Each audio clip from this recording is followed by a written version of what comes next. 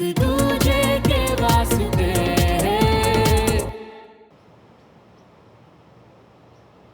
वैसे मुझे तुमसे एक और बात कहनी थी। ओ नो, क्या बोलने वाली है? ड्रेस? सरप्राइज? कल वाला सरप्राइज देखा था मैंने तुम्हारा, ताका झाकी करके। पता है मुझे, उसके लिए ना मैं दिल से माफी मांगना चाहता हूँ तुमसे। सॉरी? क्यों? वो एक्चुअली कंचा ने मुझे बताया कि तुम्हें ऐसा लगा कि वो ड्रेस और सरप्राइज ना तुम्हारे लिए था। नहीं श्रवण, मुझे कोई ड्रेस वैस नहीं चाहिए थी, और वो सरप्राइज तो सच में बहुत ही अच्छा। मतलब तुम्हें कितना प्यार करते हो तुम अपने परिवार से, अपनी मम्मी से। ये देखकर मुझे बहुत अच्छा लगा श्रवण। कितनी कदर है तुम्हें रिश्तों की, अपनों की। Thanks Sumo. एक और बात बोलूं,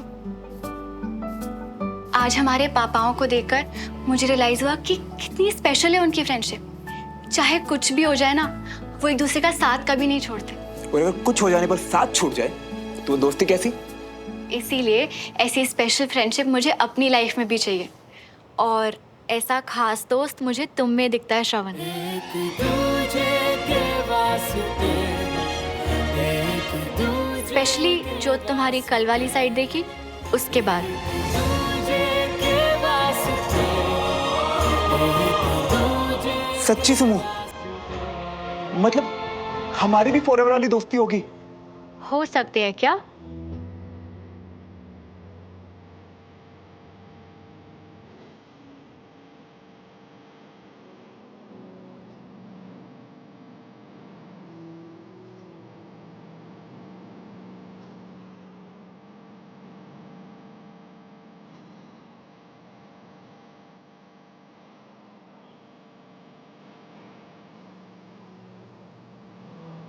आज से हम भी हमारे पापाओं की तरह दोस्त, सच्चे वाले पक्के दोस्त। यस। किस बात पे तुम मीठा बनता है?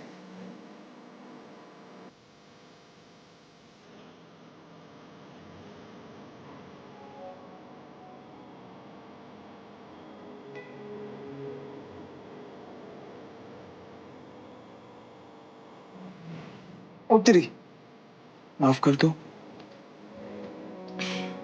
अब से दोस्ती डन, और ये सॉरी सॉरी का खेल बंद। ओके?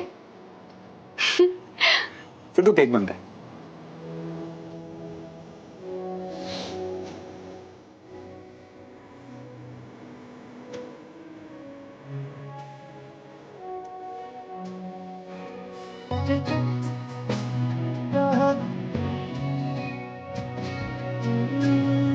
तुझे कितना चाहने लगे हम।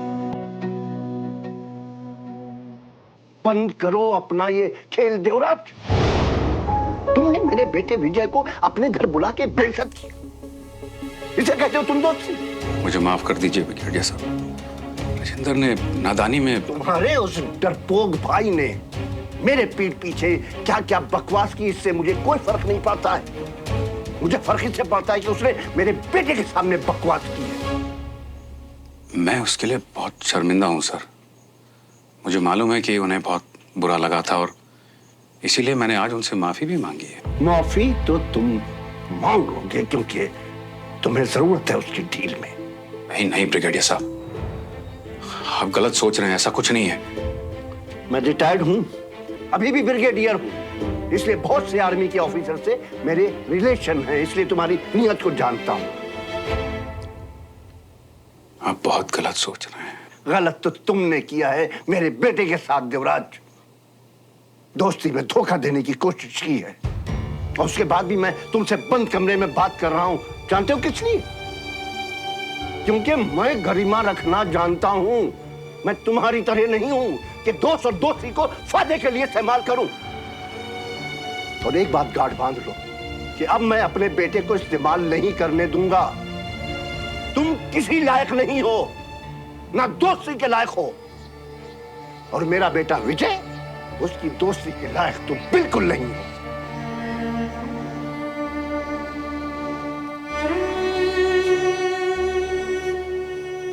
और ये बात याद रखना।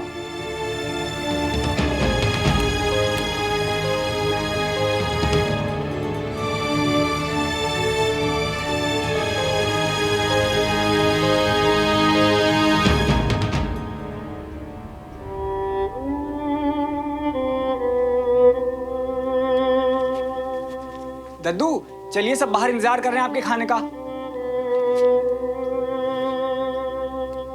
दद्दू आपकी तबीयत ठीक ना हो तो कुछ हल्का बना के आपके लिए यहीं ले आऊं?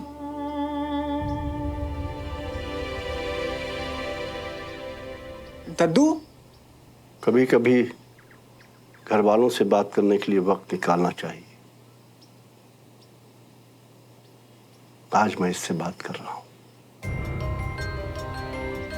बेटा, क्या तुझे भी ऐसा लगता है कि सिविलियन को नापसंद करके मैं बात को बढ़ावा दे रहा हूं?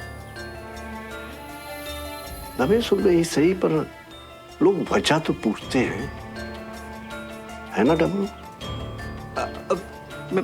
वो जाके कह दे मैं आ रहा हूं।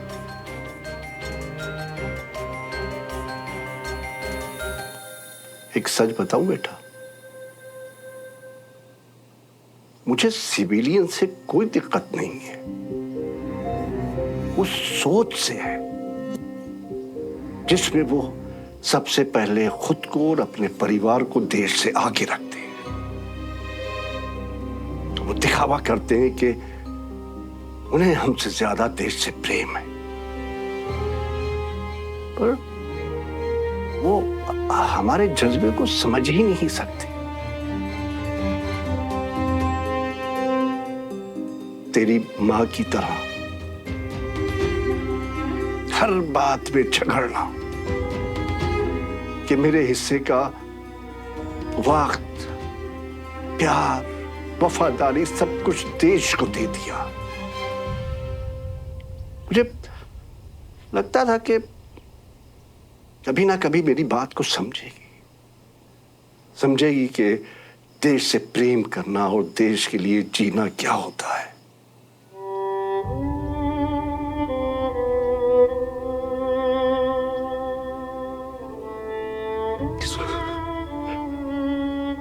पर वो घर और परिवार को छोड़कर चली गई। डमरू जी जरा देखो देवराज जी को कुछ चाहिए तो नहीं, बहुत देर हो गई। जी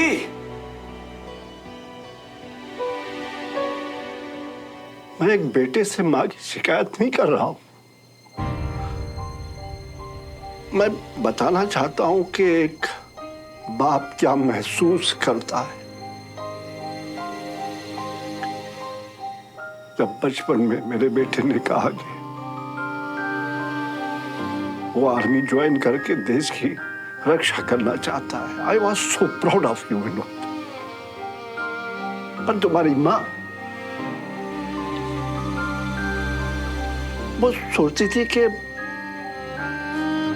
मैं तुम्हें अपनी तरह बनाने की कोशिश कर रहा हूं, एक ना एक दिन मैं तुम्हें उससे दूर कर दूंगा। पर ऐसा तो नहीं था ना विनोद। पर मैं वो एक दूसरे को अभी समझ ही नहीं सके। और इस सब में जानते हो सबसे ज्यादा मुझे अफसोस किस बात का है? उसके चले जाने के बाद तुम्हें हॉस्टल भेजना पड़ा। कभी हम साथ वक्त ही नहीं गुजार पाए, कभी हॉस्टल, कभी एनडीए। सोचा था रिटायर होने के बाद बाप बेटे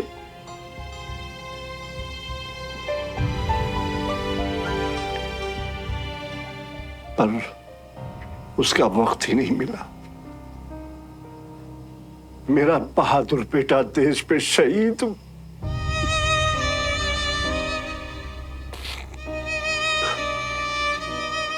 उसकी वजह से एक बाप अपने बेटे से दूर रहा। तुम्हारी मां, उसने हर चीज में हमेशा पहले अपने को चुना। मुझे इस सोच पे गुस्सा आता था, बहुत गुस्सा आता था। और यही सोच मैं देवराज और उसके परिवार में देखता हूं। वो दिखावा करते हैं कि वो हमारी तरह है, लेकिन मैं जानता हूं कि वो सबसे ज्यादा अपने को प्यार करते हैं। इसलिए जानता हूं क्योंकि वो अपने फायदे के लिए हमारे विजय का इस्तेमाल करना चाहते हैं। हमारा विजय उन्हें अपना दोस्त मानता है, लेकिन वो अपने कारोबार को बढ़ाना चाहते हैं।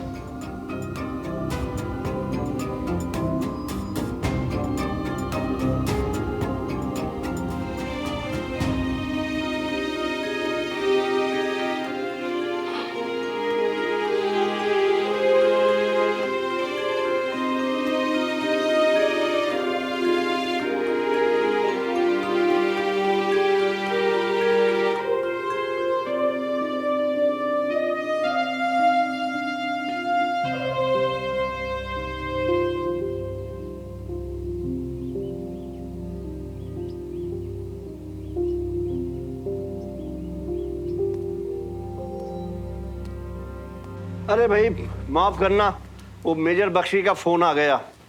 अब तुम तो जानते हो कि एक बार वो शुरू हुआ तो रुकने का नाम नहीं लेता। पापा आज आपका बहुत खास दिन है, तो लोग आपको मुबारकबाद देने के लिए फोन तो करेंगे ही ना। ये मेरे खास दिन पे केक को क्या हुआ है?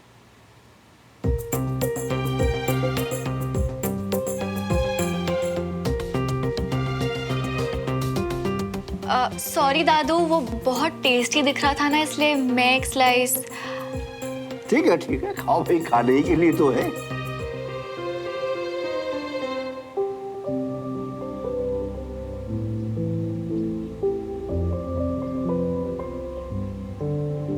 बाबूजी को देख के लग ही नहीं रहा है कि कुछ हुआ भी है। इतना गुस्सा करने के बाद अचानक इतनी शांत। साहब जी पूरे घर में देख लिया पर देवराज जी कहीं नहीं मिले। तो बिना बताए कहीं गए थोड़ी ना होंगे। ऊपर देख के आओ। जी। सुनिए, आप भी बाहर थे ना, भाई साहब दिखे क्या? नहीं। मैं फोन करता हूँ ना।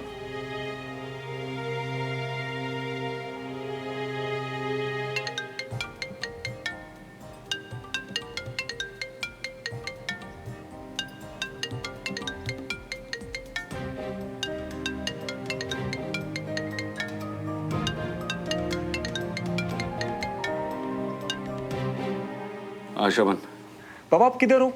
सब वेट कर रहे हैं आपका।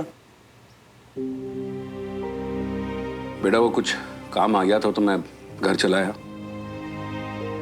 जरूरी काम? पर अभी तो लंच भी शुरू नहीं हुआ। आप लोग खाना खा लो बेटा, मुझे भूख नहीं है।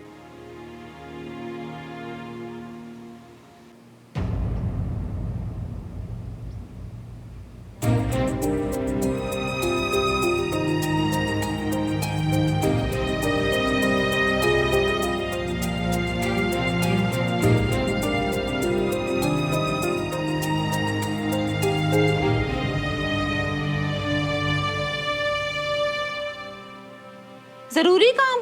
अचानक जरूरी काम?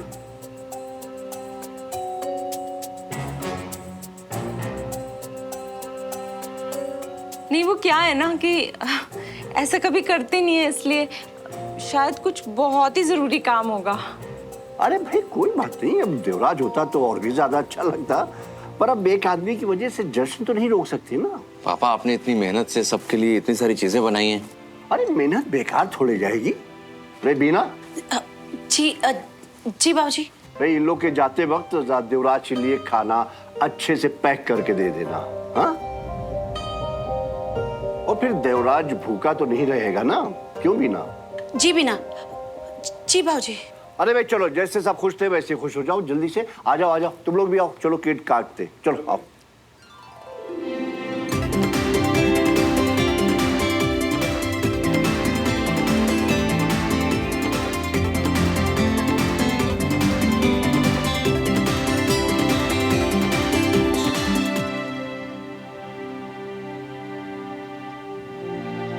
अरे भाई अब इतना भी मिस मत करो देवराज को। अरे यही पड़ोस में तो है। अच्छा चलो, मैं एक चुटकुला सुनाता हूं। क्या हुआ कि एक बार फौज में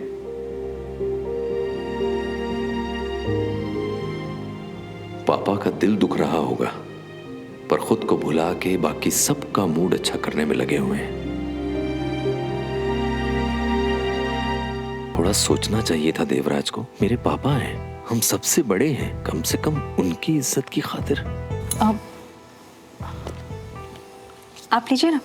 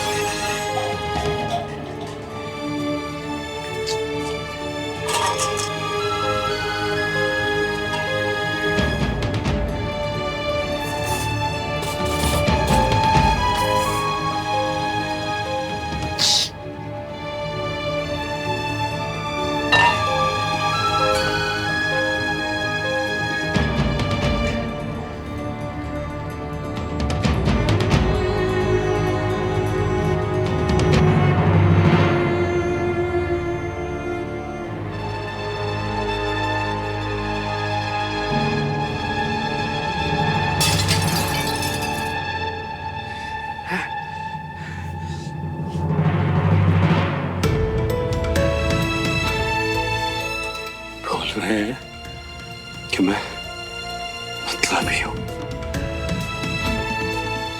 दोस्ती के लायक नहीं हूं।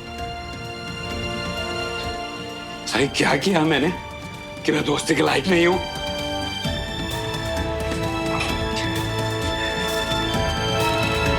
आई रियली होप कि तुम बोर नहीं हुई। नहीं नहीं, सच में बहुत मजा आया। Thank you for coming. Bye bye Avani. Bye.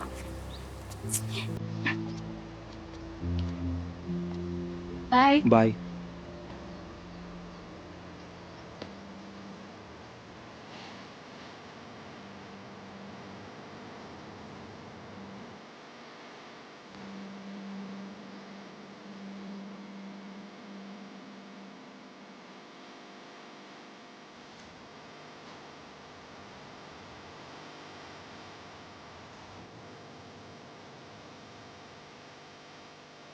बुद्धू।